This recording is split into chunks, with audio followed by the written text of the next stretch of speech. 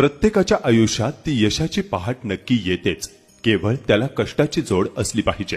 व्यवसाय करण्यासाठी खूप मोठ्या भांडवलाची गरज असते हे आपण आजवर ऐकत आणि पाहत आलो असेल, पण आज आपण जे पाहणार आहोत त्याने आम्हाला निशब्द केलंय।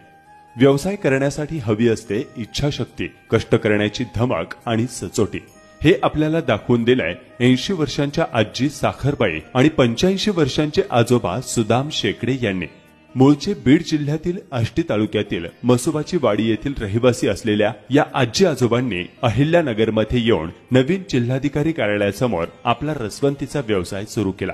आजोबांनी हाताने चरखा फिरवायचा आणि आजींनी ग्राहकांना रस द्यायचा आणि त्यातून दिवसभरात 1000 रुपयांचे तोंड पाहायचेच हा त्यांचा नित्यक्रम। या वयात कोणावरही अवलंबून न राहता स्वकष्टातून आणि स्वाभिमानाने 4 पैसे कमवणाऱ्या या आजी आजोबांची प्रेरणा घेणं खरंच गरजेचं आहे।